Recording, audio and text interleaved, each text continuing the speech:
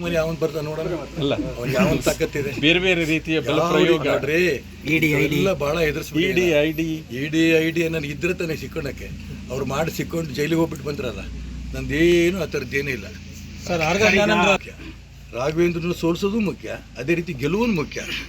ಗೆಲ್ತೀರಿ ಅಂದ್ರೆ ರಾಘವೇಂದ್ರ ಸೋಲಿಸದೆ ಗೆಲ್ಲಕ್ಕೆ ಬರ್ತೇನು? ಇಬ್ಬರಿಗೂ ಸೋಲಿಸ್ತೇನೆ. ಯಾಕೆಂದರೆ ಗೀತಾ ನನ್ನ ಸಹೋದರಿ ಇದ್ದಂಗೆ, ಅವ್ರ ಅಡ್ಜಸ್ಟ್ಮೆಂಟ್ ರಾಜಕಾರಣ ಗೊತ್ತವರಿಗೆ.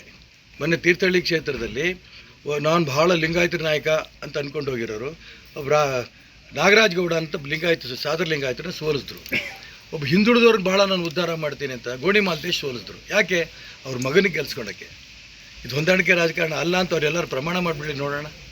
ಇವತ್ತು ಅದೇ ಬದುಕು ಮಾಡ್ತಾ ಇದ್ದಾರೆ. ಹೊಂದಾಣಿಕೆ ರಾಜಕಾರಣ ಮಾಡಿ ಗೀತಾ ಶಿವರಾಜ್ಕುಮಾರ್ ವೀಕ್ ಕ್ಯಾಂಡಿಡೇಟ್ ಹಾಕೊಂಡ್ಬಂದಿದ್ದಾರೆ ಅಂತ ಜನ ಮಾತಾಡ್ತಿರೋದು ನಾನ್ಕಿಂತನೂ.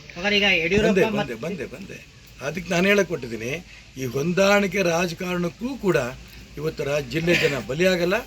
ಸಿದ್ಧಾಂತದ ವಿಚಾರದಲ್ಲಿ, ಹಿಂದುತ್ವದ ವಿಚಾರದಲ್ಲಿ ಇಟ್ಕೊಂಡು ಹೊರಟಿರುತ್ತೆ ಈಶ್ವರಪ್ಪನವ್ರಿಗೆ ಖಂಡಿತ ಬೆಂಬಲ ಕೊಡ್ತಾರೆ, ನಂಬಿಕೆ ಇದೆ. ಬೆಂಗಳೂರಿನಿಂದ ಮಂಗಳೂರುವರೆಗೆ, ಬೀದರ್ನಿಂದ ಚಾಮರಾಜನಗರದವರೆಗೆ ನಿಮ್ಮ ಸುದ್ದಿ ನಿಮ್ಮದೇ ಭಾಷೆಯಲ್ಲಿ ಕರ್ನಾಟಕ ತಕ್.